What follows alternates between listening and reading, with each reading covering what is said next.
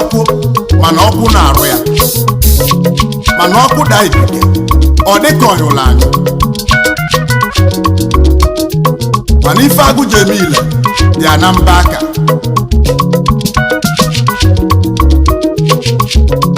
mana isi chimele eze ya ya ejirila eze n'elu ụwa ma ọsọ ndị ilo ma ọ sọrọ fa na uche Chukwu ga-eme n'ụwa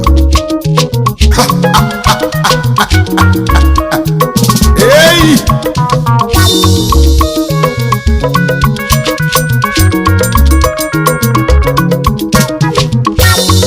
obodo na-aza eze gwa m onye ga-echizi akwụdo nwanne nke mụọ obodo na-azọzi eze gwa m onye ga-echizi sama nwanne nke mụọ unu afụga adịghị aza eze azọ afụga adịghị aza eze azọ isichi dulu ugo ya etugo isichi mele eze ya echi eze akala aka onye na-edu onye adịghị aza eze azọ isichi tụrụ ugo betụrụ ugo eyi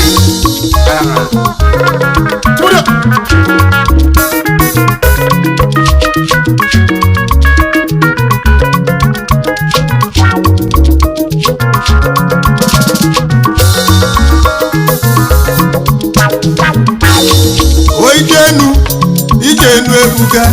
onye ma onye ọ ga-adịrị mma echi onye ma onye ọ ga-adịrị mma ụwa bụ onye na-achị ya nne m ka mkwụrụ ọnụ m egwu ka mụ na-etili Igbo mụlụ nze m ọzọ Igbo mụlụ mgbada mụ enyi ka mkwụrụ ọnụ m unu abụgo oji ego oji mba oji ego oji otoritide unu afụgo oji ego oji pawane oji ego oji okwu n'ụwa onye nwere ego ogbuchi nwa ogbenye igiliga oji ego oji mba n'ụwa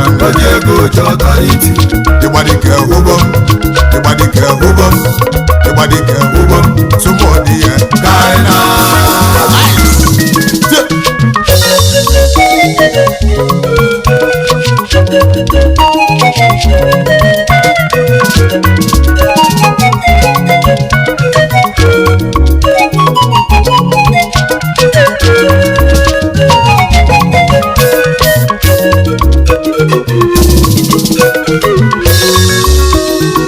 kedu maka onye iji bi egwu a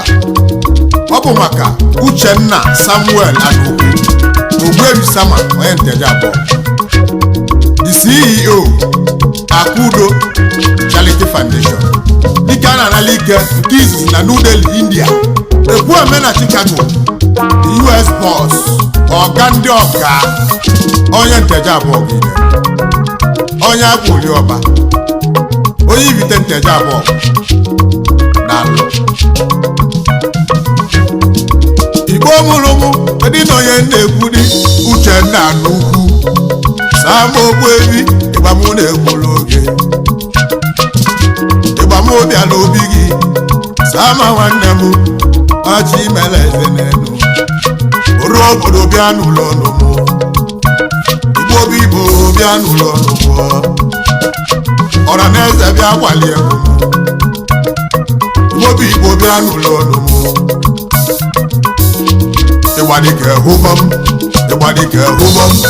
ịgbadike hụbọm sụmọdị ya kaina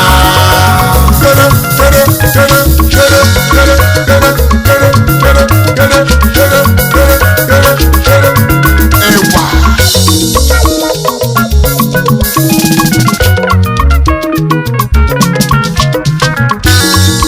ụtụ dike ya na-amụta odogwu n'ụwa anyị nọ n'ime ya ọkpakpọ onye osi emenụ kakasị akụlụ ya na be onye ụjọ ka dị atụjebe odogwu aka n'ihi mana mbelede nyele dike mbelede ka eji amụ odogwu ka m bụrụ egwu mụ ka nje ekene odogwu Chief Innocent Nwankwọ Anukwu gị na Oliakụ bio Mrs. Cordelia Abalowa Anukwu afọ mụtali ana Igbo odogwu afọ mụtari ọra na eze nwa ka nwa afọ mụlụ odogwu na ana Igbo niile ihe mama ahụ ije nuo ije nu ebuka ụwa bụ onye na-achị ihe nne m afọ mụlụ ọmụmụ emeke afọ mụlụ ọmụmụ emeke n'ụwa afọ mụlụ nwa ka nwa afọ mụlụ ọmụmụ emeke mama obiala ibe gị ego m obiala obi gị o naanị Nteje Aborgu onye agba oli ọba onye Nteje Aborgu unu afụgo afọ mụlụ ọmụmụ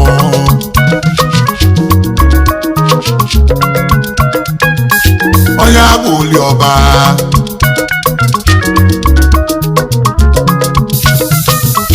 unu mụtala oke nwa n'ụlọ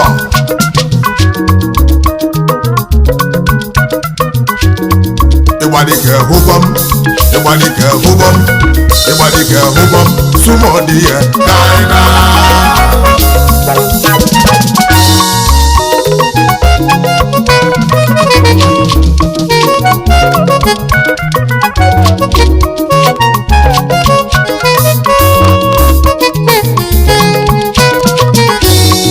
nne mụlụ sama n'ime Nteje Aborgu na n'Igbo mụlụ ọmụ sama wee bido wee toga nwa mụlụ amụ etogo n'ụwa n'elu na chi ijile eji ebugo ije nuo alele ka mụ na-ebịa na ịgba ike ogbebi ọ bụla akwụkwọ n'ime Nteje Aborgu ọ bụ primary school na Central Primary School nke dị na Nteje Aborgu ọ gụrụ junior secondary na Nteje Boys nke dị n'obodo anyị ọ gụrụ senior secondary n'Irite Dunu nke dị na Dudu Kọfịa St. Mary's High School nke dị n'Irite Dunu ebe a ka ọ gụrụ akwụkwọ ya o mesịrị chọba OND na Enugu na INT ebe ahụ ka ọ gụrụ akwụkwọ o mesịrị jebe Kanu Polytechnic nke dị n'Ugwu Awụsa o mesịrị nweta HND n'ime Polytechnic nke dị n'Ugwu Awụsa mgbe iwe odogwu jebe obodo oyibo ebe o jere akwụkwọ na India University of Nagaland bachelor degree in social work unu afụgo ọmụ ihe ọ na-eme unu afụgo ọmụ ihe ọ gụrụ n'akwụkwọ eribe o ji gụọ akwụkwọ egwu o ji enyelu obodo aka n'ụwa nwa Sam Ogweri ihe egolo ya ka ị na-eme ịgbadike sumọdị ya oya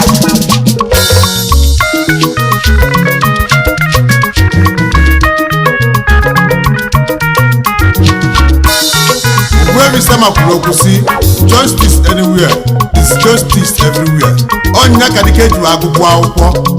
wee nweta master degree on human resource management n'ime Mahatma Gandhi University na India akude ibi izuru ka ị na-emeli chi gị ede-ese nwere Igbo bụ ngọ ibi itolu ka ị na-eme chi gị mere ga-eze na nwa akalụsi abana asụ anya nri ma ndị eziokwu odogwu jeli ndị agụ akwụkwọ na-enyela obodo aka Igbo bụ Igbo ọra na eze ụfọdụ gụrụ akwụkwọ na-emegide obodo mana Ogbuebi gụrụ akwụkwọ were na-enyela obodo aka onye gụrụ akwụkwọ na-anwụrụ anwụ n'oge eyi ịtalikwa ọkwa ndị aka iji etụrụ aka gị Ogbuebi dike a na-anala ike nke izizi na New Delhi odogwu na India onye ọma ojogo ọgwa n'India ka ọ jere kpata ego nwa tụrụ enyi tụta enyi wa agbagbu enyi uneta isi enyi sayilibe enyi dike a na-anala ike na ama ogweri onye Nteje Aborgu ibe imele erike ụlọ ekwula erike nne Igbo Nteje Charity Foundation n'ime obodo anyị naanị Igbo mụrụ ụmụ Akwụdo Charity Foundation n'ime obodo anyị iji alụla anyị ọlụ ndị bụ CEO Akwụdo Charity Foundation nke iji edozi obodo anyị edozi nke iji edozi anụ Igbo ndị helaka na variri nne itinyela obodo anyị ọkụ n'ime achala agụ Nteje Ogbebi ibe imele erike nne ijele ụmụnnakwa nyele gị ọkụ ụmụnnakwa enweghị ọkụ ijele ikwu nne gị mmụ eji ọfọ eji ma ọfọ Nteje abụọ itinyele gị ọkụ n'ezi onye ọgwụ na-enweghị ọnwụ ibe cheke na ọkụ ubi ibe nwanne m ọkụ ubire site na Akwụdo Charity Foundation ndị izije n'obodo oyibo riri nne na afụgo adịghị aza eze azọ afụgo adịghị aza eze azọ isi tụrụ onye tugo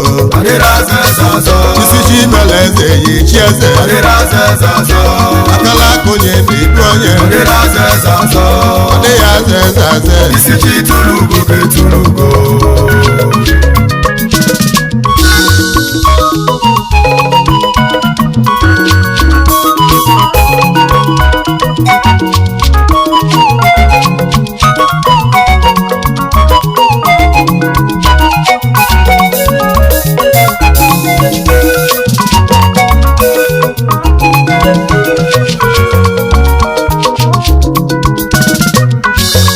Agụdone ya lọne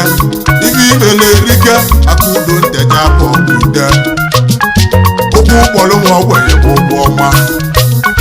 okwu ụkpọrọ nwa ogbenye bụ ụgwọ ọma Akwụdo ibe imele erike nne isi n'ime Akwụdo Charity Foundation nyere mmụọ ogbenye aka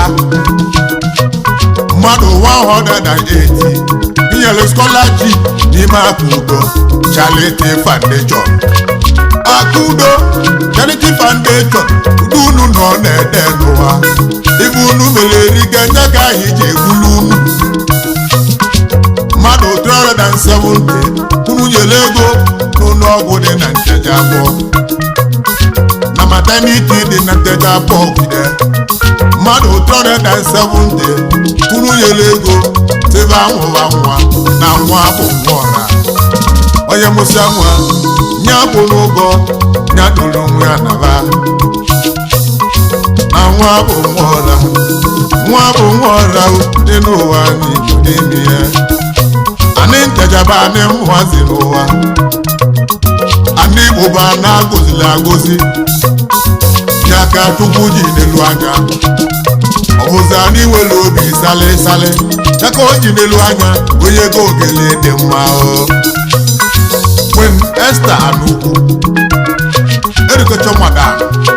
ugo si na mba bịa lọlọ Ogbuefi afọ mụlụ ejima nwaanyị eji eje mba n'ụwa niile ka nje kene ada mụrụ n'ụlọ to n'ụlọ nya bụ ada ndị Enugu ugo si na mba bịa Nteje Aborgu nwa mụrụ n'ụlọ ada mụrụ n'ụlọ to n'ụlọ ada ndị Enugu ugo si na mba bịa Nteje Aborgu Esther nwanyị ọma ịgba mụ na-ekwulu ụnụ gị na Ogbuefi Akwụdo onye Nteje Aborgu abọ mụle mpero ka nsi ya Chukwu ka ọ na-eme abọ mụlụ ka nsi dokpara Ogbuefi nya bụ empero abọ mụlụ ejima Chiemelie nya na-achị agụzi ya Chukwu chọrọ unu mma Akudo oji mmụọ dị mma chọnụ mma n'ụwa anyị nọ n'ime ya Queen Esther n'ugwu ngosi na mba bịa ejikọcha madam afọ mụlụ ejima afọ mụlụ emperọ ada ndị Enugu Ịgbadike tụmọ dị ya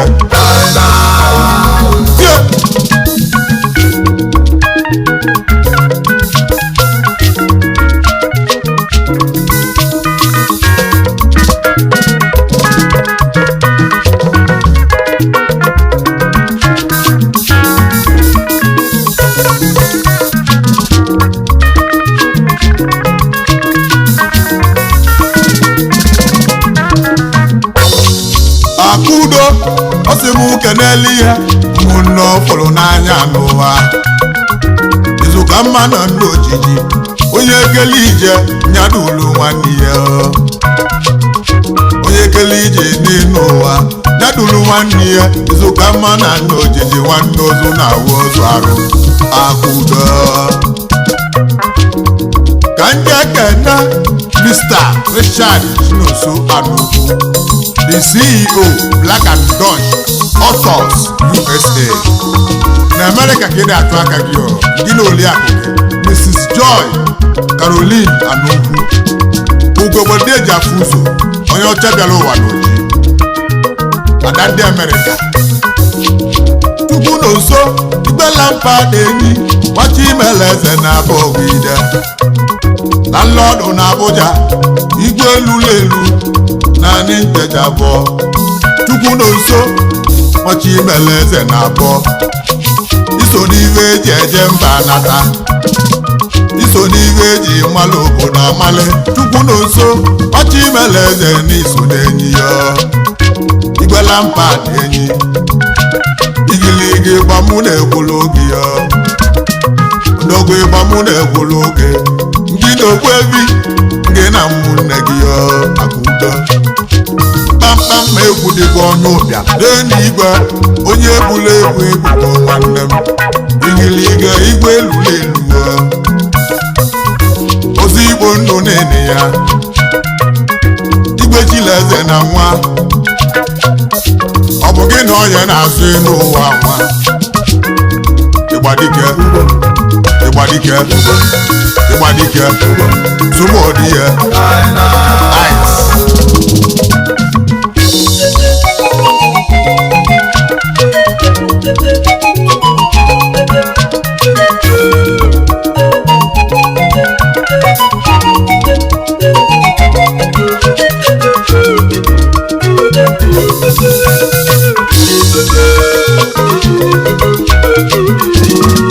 Akudo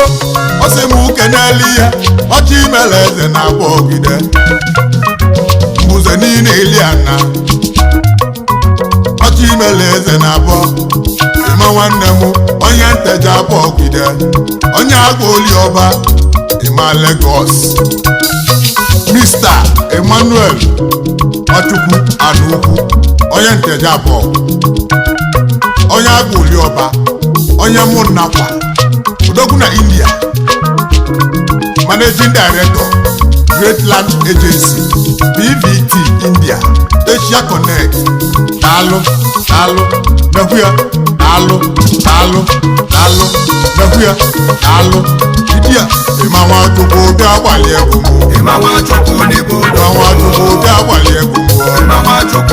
ụgbọala igwe ịmanụ obi agbalị egwu ụzọ niile Eliana ụzọ niile a na-elewe ibe n'ụwa anụbụla isi bụwa ọgba ịma Lagos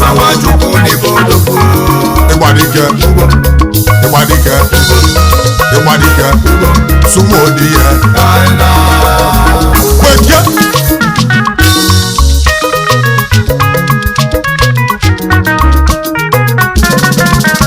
Akudo so ekenele ya nwanne ya ọ fụrụ n'anya Mr. Chukwuma Michael Anukwu Chiwatakwa akụwa na Nteje Aborgu onye Ibite Nteje Aborgu, onye Ibite ọkwa na mgbede, onye akpọrọ ọba. Ọgụ a bụ director Empire Sports Academy LLC nke dị na Atlanta, Georgia, USA. Odogwu na America bili jebe ọkanyala America ka ị da-atụta ego gị n'alụ ice ji nwatakwa Odogwu Nteje Aborgu, odogwu n'izulu ka eme ama ka eri ata arụ n'ụwa ije ọ gaala n'ọdị n'ụkwụ ama ka mmiri ama ọgazi n'enu uwe egwuwe akịka n'ọdị na-arụ n'ụwa chi nwata akwa akụ nwanne m isi chi mere eze ya echi isi chi tụrụ ugo ya etu ube dike na-echekwa agụ ube dike na-eche dike igiliga ọ na-ejuru ụkpa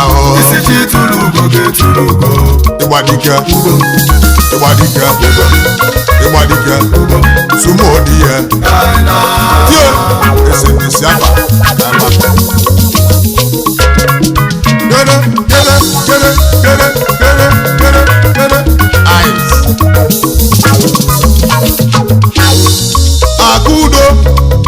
akudo ọchị mere eze na-apụ ọgwụ ide anje ezuele egwu ike nwanne m isi chi mere eze chiwe eze egwuwe adịghị aza eze azọ n'ụwa nwanne m onye nwere ego bụ ọga n'ụwa nwa akudo amalibe ya emele egwu uwe ejogote egwu uwe warugo ama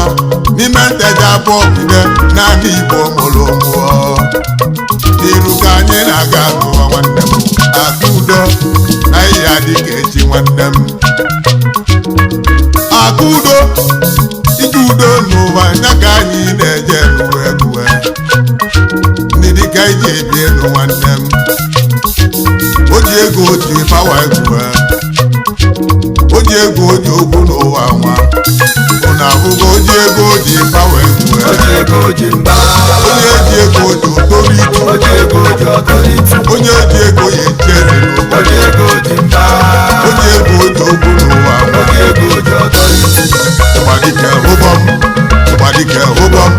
ịgbadike ụbọm sumodi ya